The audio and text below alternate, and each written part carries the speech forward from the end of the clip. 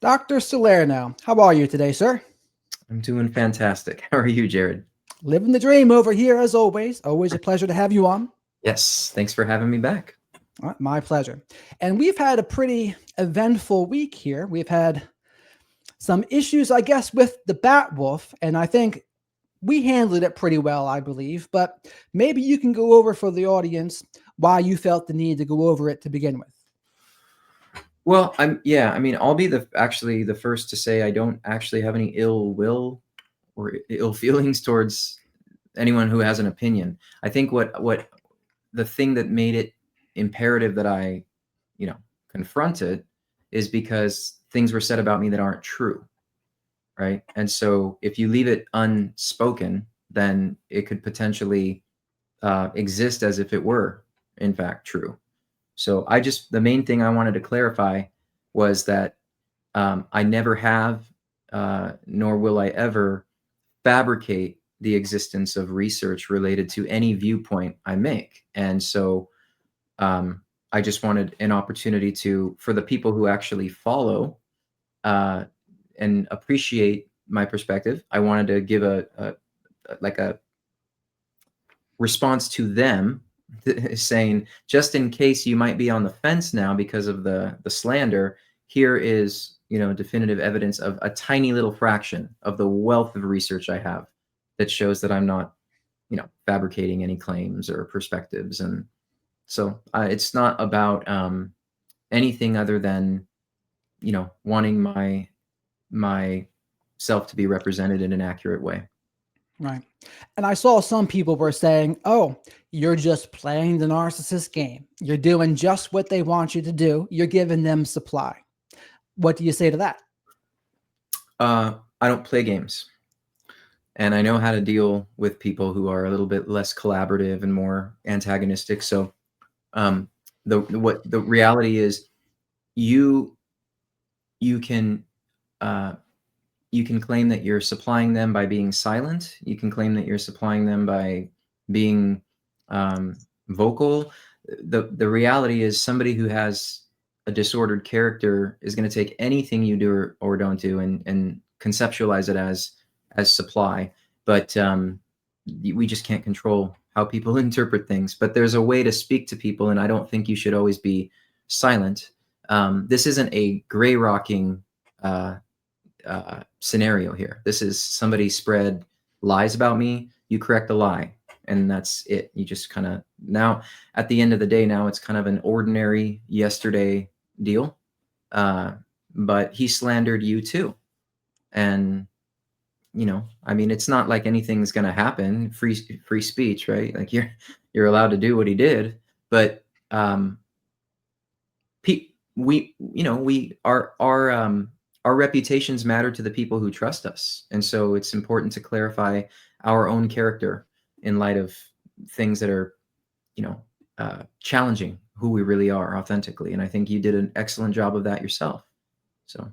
Thank you. I think, like you said, it's important to correct falsehoods sometimes, especially when it can impact you both personally and professionally. And it's good to speak the truth, whatever that is, regardless of what a narcissistic person thinks or feels about it. And I think that's why it's important to unsubscribe. It doesn't matter what they think or feel about things. We got to do what's best for us. To even care at all what they think, what they feel, are they going to get supply?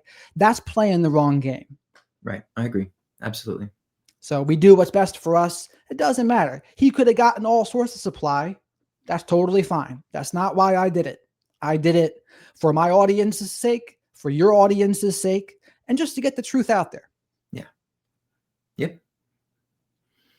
So another thing I was watching of yours is, and I think this is a very important one to go over, the false self versus a fake identity. What is the difference between those two things? Right. So I posted a YouTube video on this. I think that's the one you're referring to, the fake versus false self. So, historically in psychology, psychoanalytic literature, the false self is this idea that there are, ruptures or, things that compromise your ability to be your authentic self early in life. for whatever reason, and, empathic failures or attachment ruptures and things like that. And so you end up creating this sort of false self in order to accommodate people and to, gain approval, to fit in, things like that. And so, but my distinction in that video is related to, there's such a thing as that, where you had to become something in order to survive, right? And that's based solely on defenses. Some of them are unconscious, some of them are conscious, but it's this defensive, aspect of surviving the pain of your life. And you can carry that into adulthood. So a lot of people will go to therapy for something like that, or they might not even realize that's how they live their life. And then they start to self-actualize through the work and realize, wow, I really have been a certain way because of what I've been through. And I that's not who I really am, though. Right. And so there's this catharsis and this healing when you find that out and discover your authentic self, or start cultivating your authentic self, or rediscovering it. Then there's something that's called the fake self. And the fake self is not related to survival. It's not related to adversity, and it's not related to defensiveness. It's related to, who do I want people to think I am so that I have the advantage in this relationship or this circumstance. So to me, this fake self would be an example of what many grandiose narcissists do. They put on a facade through ingratiating, winning favor, charm, charisma. It's conscious and deliberate. It's not a defensive strategy. They're not shielding anything that's painful for them. They are exploiting, and they are disguising themselves so that the exploitation is unseen until it's too late. And that, to me, is a completely different driving force. It's a different motivation than that defensive false self that is absolutely related to adversity and survival. And what would be the symptoms of a false self? How does that present itself versus maybe more what a grandiose narcissist is doing? Yeah, so the false self, you'd see people really fearing that they're going to be rejected or dismissed or invalidated. So you might see somebody being a little bit more accommodating at their own expense, a little bit too agreeable for their own good, so that they get the support they need in the relationship, but they also kind of feel like the relationship is contingent upon being approved of, right? And so there's a lot of internal conflict there. We call that neuroses, or being neurotic. That's more of a neurotic tendency, is to feel like you want social approval, not because you want to be better than someone or you want to be admired. You actually just kind of want to fit in and blend in. And so there's nothing pathological about that as far as I'm concerned. I think everybody does that to a certain degree. Being liked and gaining social approval, it's healthy. And so I'd say you'd see somebody a bit more like overly accommodating at their own expense, because at least that gives them the relationship. With the fake self, you're not necessarily going to see people agreeing with you or accommodating you because they're terrified of not fitting in. You're going to see it. That's something called ingratiating. And ingratiating is something that people who are narcissistic do to win favor, so that they can use you to their advantage for their own personal gain and their own purposes. So it's a completely different motivation. It's not driven by insecurity or uncertainty or the need for fitting in. It's driven by the need to have an advantage over somebody else. That makes perfect sense. Now, is grandiosity in general, is that a defense? I see a lot of people try to say it is. Yeah, well, so historically, again, with the classical theory and literature, it's been described as that. It's been described as, it's not a vice, it's like an aspect of victimhood. So basically, the grandiosity is fueled by the profound inferiority or the profound insecurity or vulnerability. So what they do is they're projecting grandiosity as a front to mask the vulnerability. That's the classical theory. When you look into what grandiosity actually is, right? The sincere conviction that somebody is superior than somebody else, also accompanied by the belief, right, that other people are less than you. I don't see how that's an insecurity.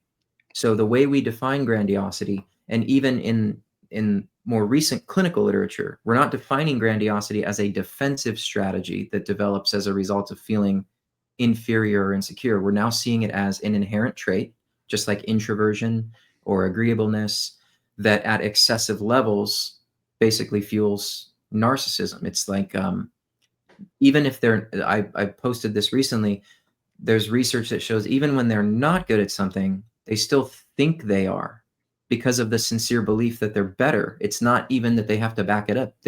You're expected to know they're better, and they believe it. And, neuroscience has taught us that we feel what we believe. We don't feel the opposite of what we believe. So it's very hard to prove that somebody who truly believes they're better than everyone is unconsciously believing that they are less than everyone. That's not something you can really test. You'd have to take someone's word for it. But also, that's just not how the brain and the body work. If you believe you're nothing, you feel like nothing. And if you believe that you're everything, you feel like you're everything. Yeah, that makes sense. I just want to say that doesn't mean that people don't fluctuate with their insecurities or their self-esteem or their shame in specific contexts. But the driving feature of that grandiosity is that they hold this sincere belief that they're better. And I think that's why it's important to mention that it's not always about self-esteem, period. Like narcissism and its relationship to self-esteem is not what people think it is. Yeah, especially not with the recent research. There's research that shows that they're so weakly related, actually, that it's not actually really worth a debate. But again, the classical literature and the theories related to the anecdotal data and the subjective interpretations are that it's that shame avoidance and that low self-esteem that fuel the grandiosity. They fuel the antagonism. They fuel the aggression even. And one of the ways that that's explained is if somebody was so completely neglected or not mirrored or not attuned to, kind of just their emotional life was just utterly dismissed at crucial developmental periods, then they compensate for that in a very excessive way by trying to prove to themselves and others that they're worth it, that they're full of worth. There's a lot of literature now that I think there's inherent value in knowing those theories, and I think it probably does apply in some contexts, but it's not actually the engine that fuels narcissism, according to more recent research. And I think that's very important to know. And I think the other part that confuses people is the narcissists that have a hypersensitivity to criticism. And they think, oh, well, how much of a self-worth can they have if they're so hypersensitive to criticism? What would you say to that? Well, so we're talking about that thin veil of image investment without the authentic self underneath. So it doesn't take much to pierce, the image in the pond that Narcissus is glaring into. There's nothing under there. So it doesn't take, so you pierce it, there's a hypersensitivity because there's no buffer. But that's not related to the low self-esteem. It's related to the fact that they haven't cultivated anything underneath that image. Part of what they're missing is the structure of the self. So again, some theories suggest the structure of the self was stunted by the lack of mirroring, the lack of empathy, or the chaos, or the overvaluation, or the overindulgence, or whatever. And again, there's just not studies that prove that that's really what the root of it is. That makes perfect sense. It reminds me, I think I told you about this, but I invented a balloon analogy of self-worth where with a narcissist, it's like blowing up a balloon with hot air. And just the smallest of thing, a needle comes in there, that thing's popped. And that's a narcissistic injury or a narcissistic collapse. But someone who's filling up their balloon with a healthy sense of self-worth and substance, that's like filling it up with sand. And that's building a healthy sense of self, having hobbies, healthy relationships, That's right. a healthy career, and it's built on stable ground. So if something comes in, like a needle comes into the balloon filled with sand, you lose a little bit of sand, but you're not destroyed like the balloon filled with hot air. I love that. I love that. And it's perfect. And also that also speaks to why people who have conditions like complex PTSD or issues related to trauma, where that's often attributed to narcissism, the ones who aren't narcissistic, who get those injuries, right? They have a trauma response, but they have that structure of self underneath it to buffer that, so they don't like collapse when they're triggered. And so that's another kind, to me, that's proof that this idea that the narcissistic um, uh, profile, let's say, it's not really anything similar to a trauma profile, because people who have trauma who aren't narcissistic, they actually have that structure of self to fall back on. And so they get dysregulated, they get triggered, and then they can, de-escalate. And what they don't do after the trigger is they don't antagonize, they don't criticize, they don't um, speak of themselves in a grandiose fashion. They don't belittle or devalue anyone. They just regulate their emotions and they get back to life, right? So really a stark contrast between the way, those two things, they get grouped in together as if they're under the same umbrella as trauma conditions. And it's just, obviously, there's so many exceptions to that. Right. I mean, and that makes sense to me too. And I think with the people that have the trauma like that, it's going to be difficult for them to regulate sometimes, but that's certainly not the same, because the narcissistic people, they have that antagonism. They have that combativeness. They belittle, they're condescending. That's what I don't see with the people that would have CPTSD. To me, that's one of the biggest differences, just that battle-like feeling when you're talking with a narcissistic person. That's absolutely right. Yeah, the trauma survivor doesn't go into conversational combat with you when they're triggered. They actually just kind of feel unsafe and they just want to feel safe again. They don't feel entitled to, dismantle or deconstruct somebody in a terrible way because you disagreed with them. That's just not their MO, and they don't get in touch with that because they don't have those traits in them. They have a self that has substance. Right. And those are the people, like you said before, they're self-righteous, and they'll act like if you disagree with them, there's got to be something extremely wrong with you. They're just right and you're wrong. Yeah. And for a lot of them, that energy just won't lie. You're going to feel that combative and antagonistic energy. And I always tell people to pay attention to that. I would agree. Pay very close attention to that, because I think I've referred to this too.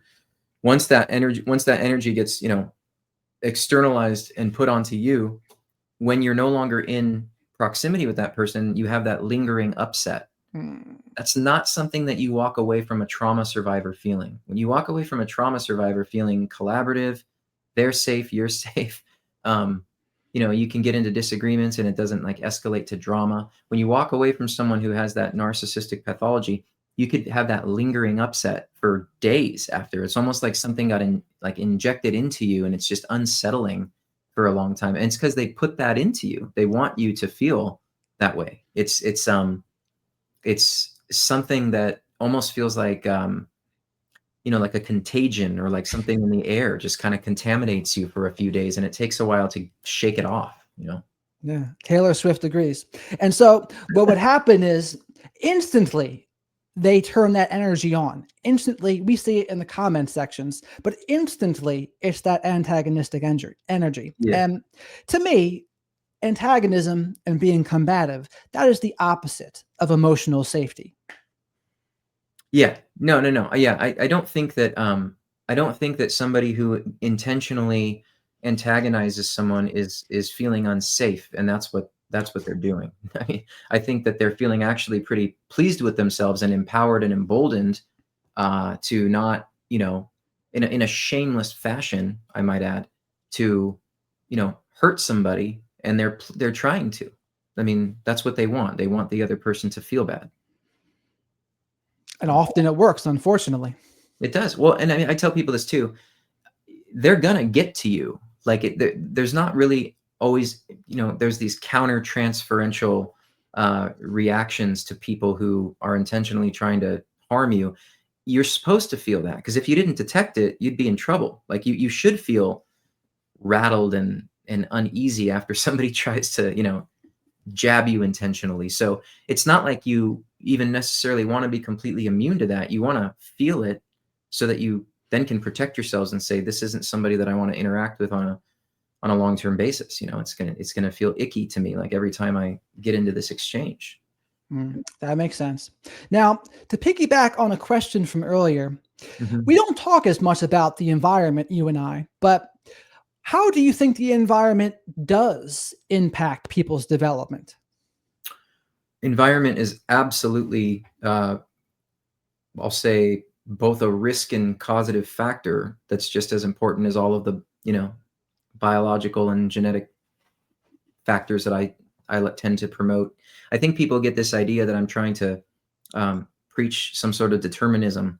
I'm really not. What I'm trying to do is make up for all the lost time where this biological component has been completely dismissed or ignored in favor of environmental determinism, right? That you can make somebody anything you want to make them, because everyone starts off exactly the same and they're a blank slate. And so if they have the right mirroring, the right empathy, the right support, they will become precisely what you hope they'll become. So, but is that true to a certain extent, that the environment is absolutely crucial to the development of who you are? Yeah. I mean, I said that earlier with the false self. The false self is created from environmental circumstances. There are some biological underpinnings that make certain people more vulnerable to invalidation or criticism or an invalidating environment. But we're all impacted by environmental circumstances. I mean, we were just impacted by an environmental circumstance on social media, right? I mean, we probably didn't experience it exactly in the same way, but there's probably things that we both experienced that were quite similar. Yeah, and that was an environmental effect. And so if you have that effect on a regular basis from the age of 0 to the age of 18, of course that's going to impact you. However, it's not going to impact you in the same way that it's going to impact your sibling, including your twin, not exactly. And it's also not going to erase or extract the inherent traits that you inherited based on your your genes and the intrinsic variation that happens before the environment gets its hands on you. So, but I've never actually said the environment doesn't matter. I think people just kind of lean to that because it's got to be dichotomous, right? It's got to be, if he uses the word genetic, it means he hates the environmental theories. I've never said that. Right. And I try to stress to people that you've never said that you don't say the environment has zero impact. You say, no, of course it contributes. And if someone's had childhood trauma, it's not going to make anyone's life better.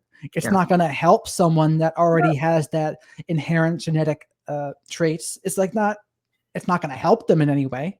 No, it's all about gene environment interaction. But we've shown though that there are some people who have an inherently different experience to what we would typically label a traumatic event than others. So you can, and this would never be an ethical experiment, but you can traumatize two kids in the exact same way, and one of them might actually not be traumatized by that type of adversity because of their biological underpinnings and their genetic profile. They might actually have, in some random way, a resilience that the other child doesn't have. And so that's how we come up with trauma victims who've been neglected, sexually abused, and even kids who've been overvalued and overindulged. And only some of them develop narcissistic personality disorder, not all of them. Some kids were highly overvalued, told that they were better than all the other kids, told that they were supposed to be a rising star and be, some professional in some capacity where they were going to take over the world. And they just rejected that because they don't have it in their temperament. But they weren't traumatized by it, and they didn't necessarily turn into a narcissist either. I mean, there's proof of that in adulthood. We see people like that who've had that experience. And so it's just the the idea that the environment can guarantee or predict that sort of outcome to me is just not, it's not founded by any actual evidence. And even in that two people are traumatized in the same exact way scenario, if the one person who wasn't traumatized were to even speak out about that and say, yeah, I'm not traumatized from this experience, there would be a lot of people accusing him or her of invalidating other people. They would say, Yeah. oh, you're gaslighting them or you're invalidating these other people. And Yeah, absolutely. but Well, it's just their experience is just different.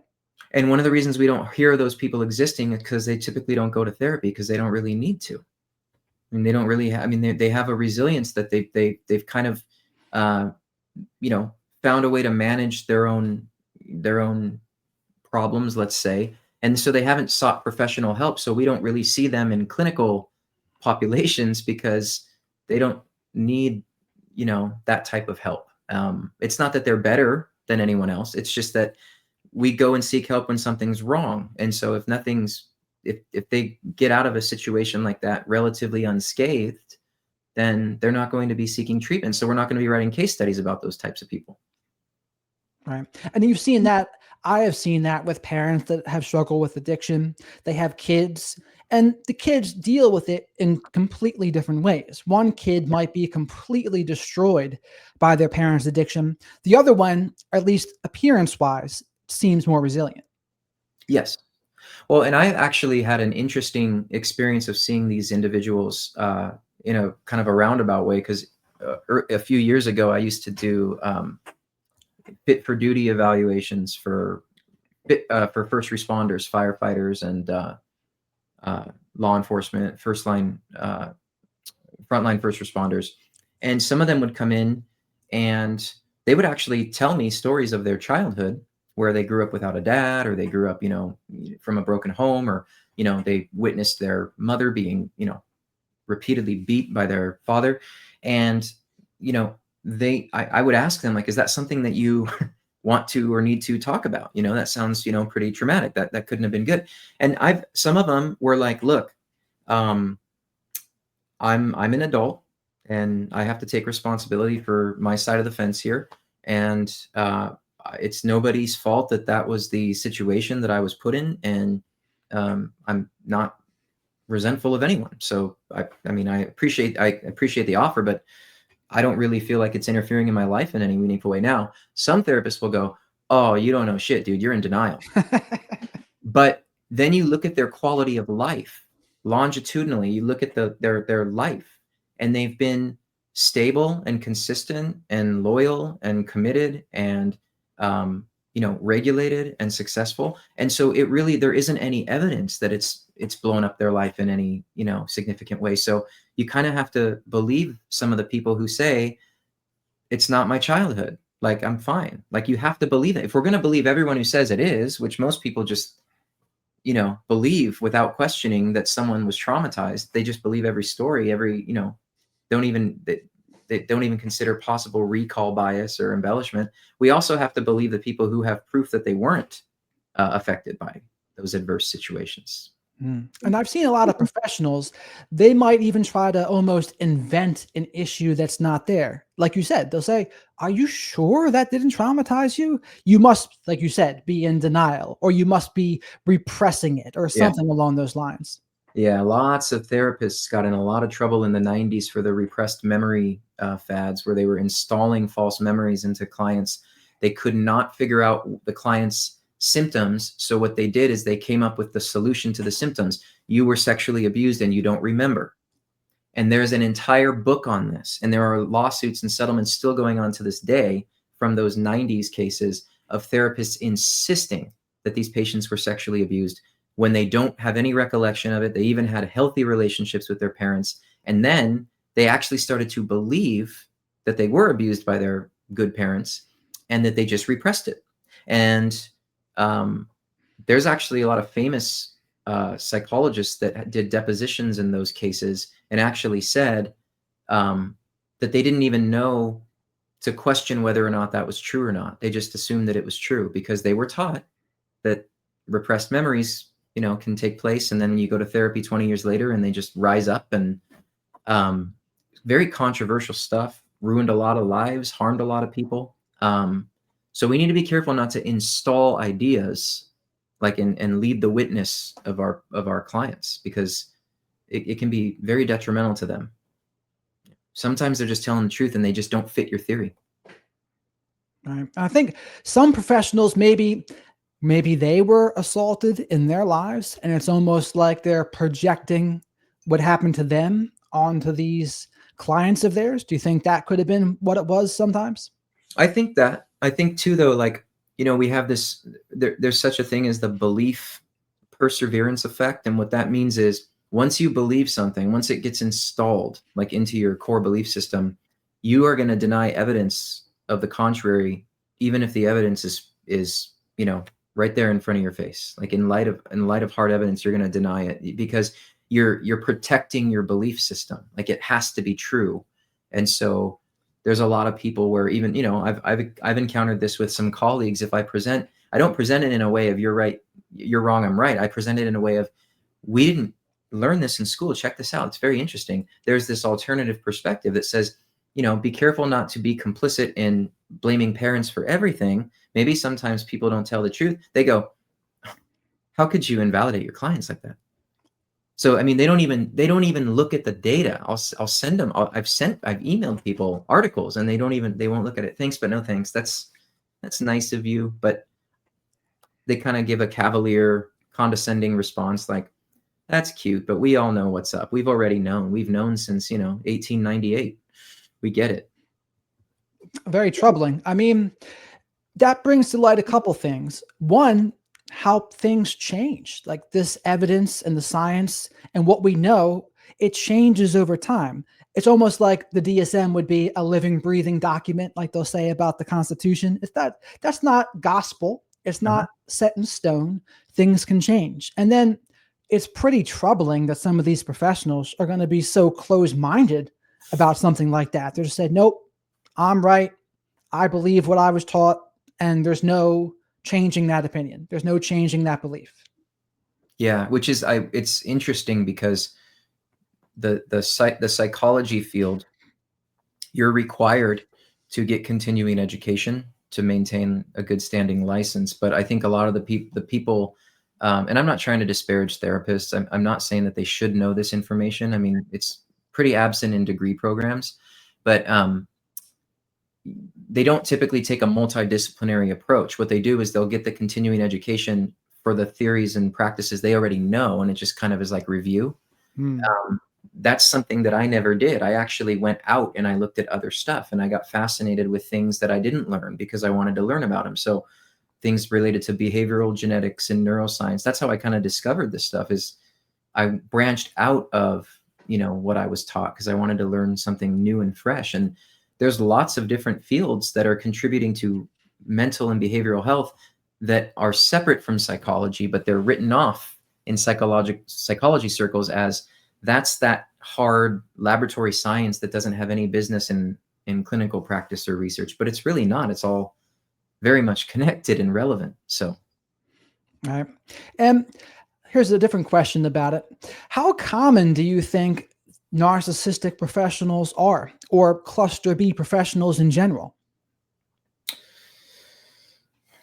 That's a good question. I don't know with any certainty what the statistics would be or the percentage. I do know I did see an interview from another research psychologist who said that it's his, this is not me, so don't shoot the messenger, but his perspective was it's very popular in the helping professions, but it's more popular in the professions that are related to the medical field, where people are can save lives and be, so that was his perspective.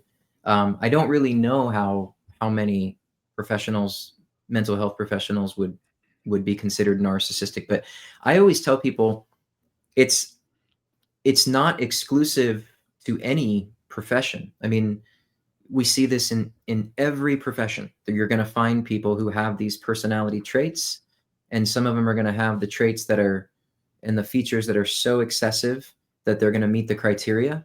But there's no discrimination of where these people are. They're not like behind every tree, but they are in every profession because, you know, it's personality. So it's not like they're not going to be missing or absent in any population as far as I'm concerned. Right. They can be anywhere. I think they're more likely to gravitate to positions with a built-in level of power and authority, or a place where they can get supply, but they'll also be anywhere, like you said. And with that in mind, what are some warning signs, would you say, or some red flags of, well, maybe this professional might have a couple issues going on? It doesn't have to be a full-blown narcissist, but just some warning signs of not such a good therapist, maybe. You know, that one's really tricky because, you know, so I would say some of the things to look for are you feeling like you want to appease or accommodate the professional? Like it's almost like you want something for them rather than them wanting something, you know, for you. But at the same time, there are some clients who already kind of accommodate and fawn. So that it can't always just be that the therapist is trying to pull that out of you. It could be that that's kind of how you already are. So, I mean, this one's kind of tricky, but I do think that there are ways to kind of feel like you could probably detect whether or not you're being exploited, or whether you're not being helped, or whether you're being kind of pushed or maneuvered into a certain, you know, way of relating in the therapy. But I see that it's more obvious when it comes to couple, like I think in couples contexts too. You know, you can see like there might be an agenda the therapist has and it benefits one of the members of the couple, and so you kind of feel really invalidated because it seems like you know, they're aligning with the other person and it's not making the relationship better. It's just you're being invalidated. I've seen that happen a lot too. So, Right. I think that's a hard question to answer generally, right? Because with each individual person, it might be a little bit different. And I guess what I would recommend to people is to trust their gut about it. You know, trust your gut when it comes to the professionals. And if it doesn't feel right, yeah. trust your gut about it, and then move on to someone that at the very least feels emotionally safe.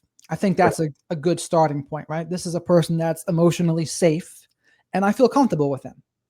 Well, and then there's the flip side of, you know, how many clients exploit therapists, because there are lots of clients who exploit well-meaning therapists, manipulate them, accuse them of things that they didn't do, devalue them, treat them like a doormat, disrespect their time, you know, kind of bring the drama of their personal lives into the therapy room. And so I will say this as someone who has practiced therapy, therapists get significantly mistreated by personality disordered clients, and there's not really any safeguards against it because the ethics are designed to protect the client at all costs, not the therapists. So, I mean, yes, therapists have malpractice insurance, but that's to protect them after an accusation that may not even be true. So, and this happens in the medical field too. It's not just therapy. I mean, people go after you. They want to destroy you if they feel wronged by you, but it could be that they feel wronged because they have a disorder and nothing really happened. So I just want to point that out too, that I have a lot of empathy for clients exploited by therapists, and I have a lot of empathy and compassion for therapists who are just well-meaning and trying to do their job, and they just get, you know, they get a spiteful and contemptuous client that wants to destroy them, sue them, take their livelihood away, you know, burn their life down. I've seen that. So yeah, I've seen that too. I mean, and Tony Soprano and Dr. Melfi comes to mind to me. When what were Dr. Melfi's safeguards there? Were your client's Tony Soprano? right. Not much other than simply terminating treatment, I guess. But they can be treated as emotional punching bags. Yeah. Yeah, and that's not really what therapy is designed to do. It's not a place where you know, drop off your trash and just dump it. It's, you know, it's not going to really work that way. But a lot of people like to use it as that. Yeah. Unfortunately, and I've seen it as well many times. And speaking of the therapist, we mentioned last time about how a good therapist is going to be more of a scientist than an advocate. And I think The follow-up question to that is, say there is a couples counseling session. How would you recommend a counselor or a therapist determine who is the abusive person? Who is the person that's more of a victim in that kind of dynamic? So, I mean, there's really simple ways to identify that. I think the things that you need to look for in a client as a therapist are you look for collaborative capacity, problem solving capacity, and self corrective capacity, uh, self monitoring capacity. So what that means is if a therapist gives a client an instruction, hey, I want this couple to go home and problem solve this, read this book, do this exercise, take, I'm just making things up hypothetically, but you know, whatever the activity is, the collaborative person in the couple is going to do those things because they trust that the therapist knows what they're doing, and they want to identify measurable progress. The person who's unwilling to do those things is non-collaborative. They're not trying to problem solve. They're not trying to self-correct, because if they were trying to do those things, that implies that they know that they have to take accountability.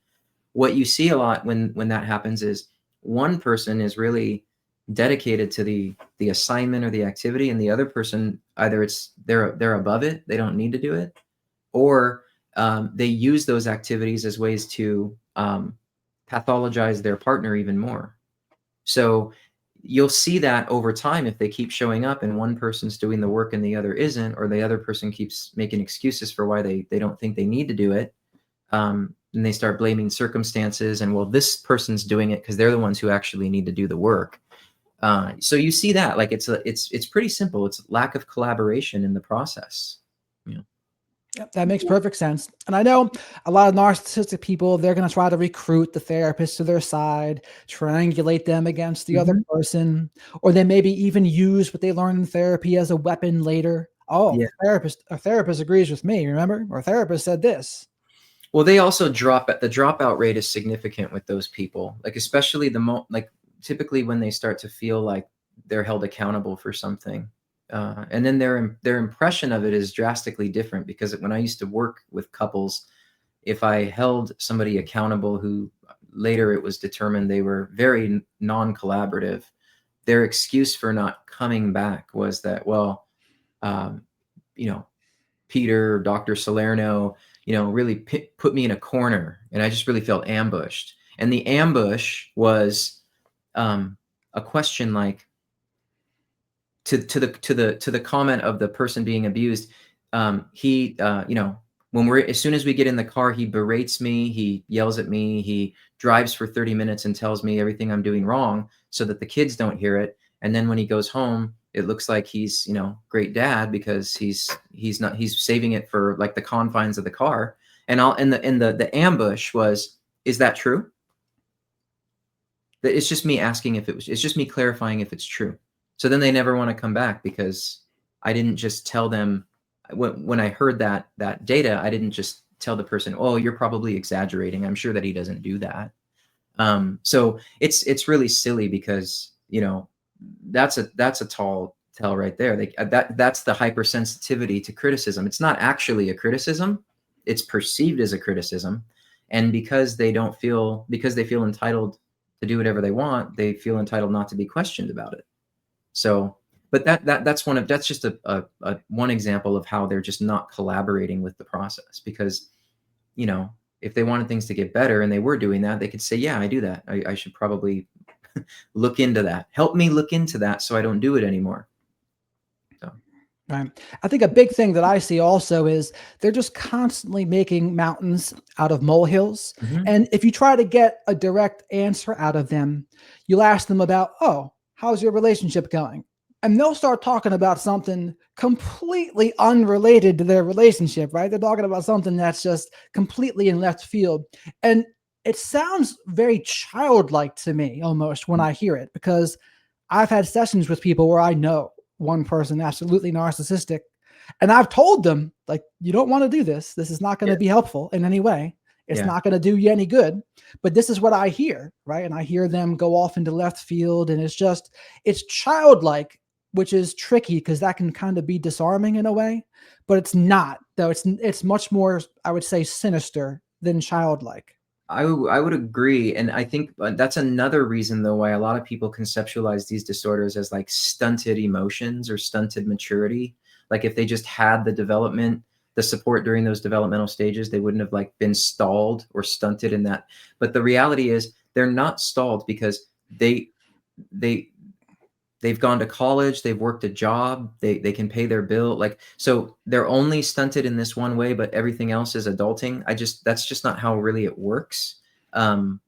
It's just kind of a primitive way of thinking and perceiving. And that has to do with the trait deficiencies.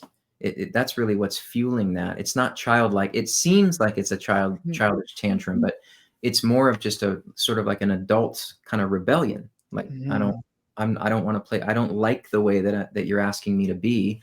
I want to play by these rules. You know? Right. And I've seen, unfortunately, when men do that, I've seen a lot of women kind of get sucked into it, and there's like it prompts them to want to mother them in a way. Yeah. I've seen that too. I worked with couples where the man would start choking up and say, I'm just messed up, and leave the room in a huff, like a big dramatization. And then of course, person wants to chase after them because it looks like a very vulnerable moment, when in reality it's fabricated. It's feigned. It works though. Right. I mean, I've heard a lot of times a narcissistic guy, and I guess narcissistic woman too, they'll use weaponized incompetence to get some of those things done. And I mean, and do you see overall a lot of narcissistic guys turning their romantic partners into their mother? I've seen a lot of them feel like, yeah, I mean, I guess you could say that, but I think it's more like they just want somebody to serve them. They're exalted, right? So they want people to serve them. I mean, I guess it can look like a motherly role, but they want everyone to take care of them. They want their own kids to take care of them. It goes both ways. They want to, it's like the world is their kingdom. And so everyone else is their servant, their subordinate. Yeah, that makes sense to me. Now, previously we had spoken about the difference between lying and gaslighting. And I think a good follow-up to that question would be, what is the difference between invalidating and gaslighting? And I heard an example would be someone was saying, oh, if someone tells you you shouldn't be feeling this way, that would be a very obvious situation to feel angry in. They considered that gaslighting. Now, I'm not sure if I would consider that gaslighting. It would just depend to me. But what do you think, invalidating versus gaslighting?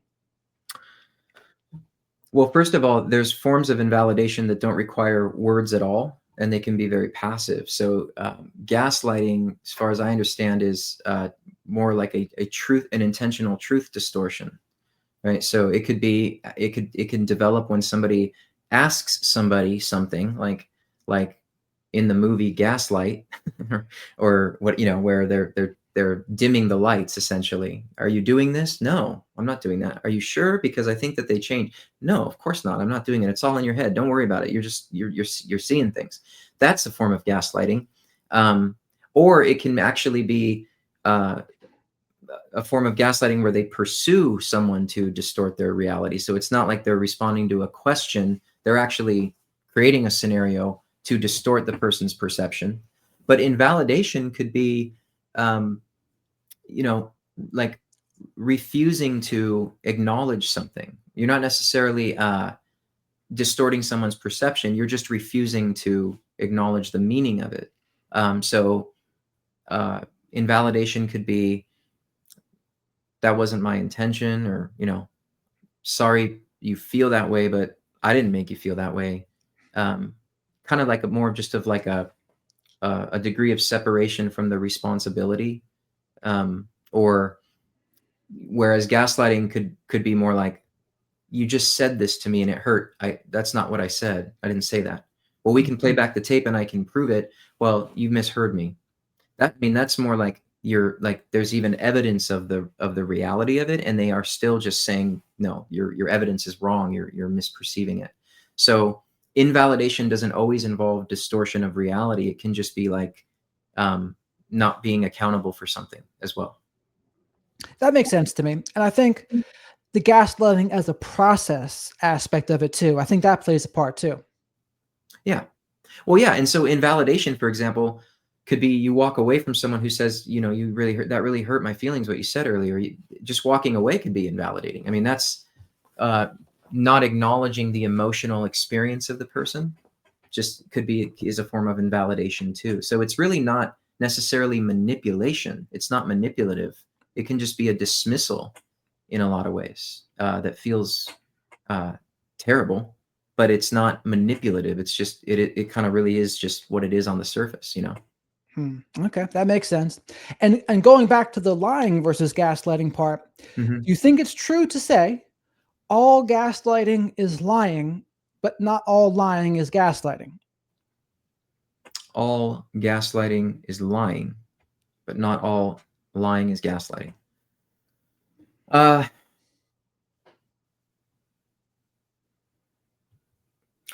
That's hard. And I'm not saying I'm right about this. I'm just thinking out loud here. I think gaslighting can be gaslighting's always a form of deception, because you're trying to deny something, but you're not denying it as, it's not the defense mechanism of denial. It's just a denial of something because it's benefiting you to deny it. So it's deceitful. So if deception is always involves lying, sure. Not all lies are gaslighting. No. Sometimes a lie is just an omission of truth, or just an outright denial of the truth. It's not necessarily a manipulative process. There's lies of omission. So that's not necessarily manipulating somebody or Yeah, that makes gaslighting. sense. That makes sense. I think, and I know the all or nothing questions like that. That's a tough question too, because it's not whether it's all or or whatever it is. That doesn't really matter as much. What matters more is what's each individual's experience and what Yeah. are you gonna do? All right. Like Well, one person got really upset with me, and I felt bad because I was trying to collaborate with them, but it was a comment where I mentioned like that gaslighting is typically like a process. It's like an insidious process where someone is trying to dismantle your perception of reality. And she said, no, if I walk by somebody, on the street, and they bump my shoulder, and I turn around and I say, hey, you bumped me, and they say, no, I didn't, they just gaslit me. And she goes, so you're wrong. It doesn't have to be a process. It can just be a very surface level, and I said, okay. I mean, I'm not going to say you're wrong, but I also, and then that wasn't even enough. Then they got mad and they were like, see, you need to be more responsible with how you define these things. It's like, okay, but so maybe that is a form of gaslighting. Sure. If that's how you experience it, so then we have to go, like we did with the last interview, we have to define abuse. Now we have to define gaslighting. We have to define the parameters. So the black and white thing is hard, but I believe that there are people who lie and aren't gaslighting when they lie, because I know people tell lies who aren't gaslighting. right. And I agree with that. And I think let's just use that example. No, I didn't bump you. I mean, that could really just be them responsibility avoidance. I don't want to Right. take accountability that I did that. So Yeah. I'm going to a lie to avoid accountability. Yeah. Is It doesn't necessarily mean they were trying to make you like crazy and believe that your reality isn't real. I don't think that they're, especially if it's a stranger who doesn't know you, they're not going to that length. They're just, like you said, they're just denying the responsibility of it in that moment, not trying to necessarily distort your entire reality. right. I mean, and that's a good distinction too. Lies to avoid accountability are huge and told enough. I think that absolutely will also have a gaslighting effect if told enough. If someone's constantly lying to avoid accountability, and in Mhm. that case, that would be a gaslighting over time. Yes. Yeah, for sure. And I guess a good thing to close on here, like you said, we mentioned this last time, but what is the definition of abuse these days? I don't even really know what it is. I've heard it vary from raising your voice is abuse to, of course, the worst of abuse. But what do you think? I think there are objective forms of abuse, and then I think there are absolutely relative subjective experiences of abuse. I mean, I think it's not going to be another black or white definition, but I mean, I think we could all agree that, if somebody physically assaults you, that's a form of abuse. It may not be traumatizing in the same way for everyone who's on the receiving end of it, but it could potentially, but it's a form of abuse. It's harm. I think that there are forms of abuse that are completely invisible. I think even silence, the silent treatment, stonewalling, is a form of abuse. I think some people get irritated by it and other people get traumatized by it. So I wouldn't want to ever define abuse in an objective way across the board where it could potentially invalidate somebody. I know that there's probably experiences I've had that I would consider absolutely abusive, that the person doing the abuse is going to say, wrong, you just misunderstood me, or you're just too sensitive. And so, but my experience of it was that it felt very abusive. And I think so. I think it's up to the person's on the receiving end of it to determine that. Now, this also gets tricky because then there can be false accusations of abuse that didn't occur, right? So I know that a lot of people, have experienced someone accusing them of doing something they didn't do. So yeah, it's nuanced. Oh, for sure. I mean, I think the term abuse needs to mean something, and there has to be some sort of threshold, because if just everything's considered abuse, I mean, now the term is kind of losing a little bit of its power. I think somewhere there has to be a threshold. I'm not saying I know where that threshold is, but Yeah. I think like there's a difference between just an argument and abuse. Now, Right. do some arguments turn abusive? Absolutely. But are all arguments abusive? I would say no. I mean, is all invalidating abusive? Sometimes. I don't know. Right. Right. Well, and also you bring up a good point. People who are not pathologically abusive can at times say something abusive in a moment that can, so then there's this, then it's like, it's not just somebody is an abusive person. It's that even people who typically don't abuse others can at times, be received as abusive. So there's just too many nuances to it to really, but I do think we need to start defining the hidden emotional covert crimes that people receive of abuse as more criminal in nature, because right now, I mean, there's some laws apparently that are changing in some areas related to coercive control, but for most part, abuse legally constitutes physical, and I think that's not okay to stop there. I think there's emotional crimes that should be considered criminal in nature and absolutely punished accordingly, because emotional crimes of abuse can, destroy people's lives. I mean, it could just as harmful as the physical abuse or Right. sexual abuse in that matter. And it's definitely real. I guess the issue becomes, how do you prove it? And do you have to have, like, I guess, professionals come in there, Yeah. examine the records, examine text messages, examine recorded phone calls or voice notes? I just don't know how it would be proved. I know there are some countries doing it right now, though. Mhm. I think Australia has done something. I think Norway or Finland, I think, has done something. I might be wrong about that, but they have some rules now.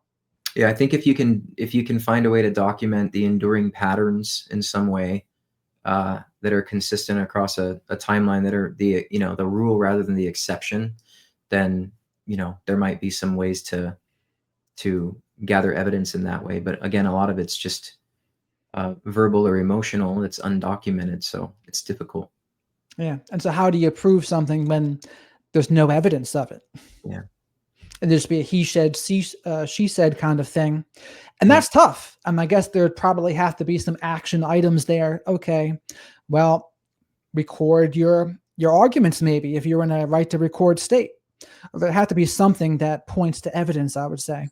yeah. And also just consequentially, like the symptoms associated with the trauma of the abuse could be measured, and if you can basically show that you weren't experiencing them prior to the relationship, then it shows that that was a consequence of the the abuse. So I mean, that's another way. I think we have a long way to go. I mean, but I think just the reality that people are more aware of things like coercive control and covert abuse, and that we're naming it. And now social media works wonderfully for that, because you can actually see examples of this type of abuse on social media by the way people treat others. And then, so building a lot of awareness in ways that wasn't even nearly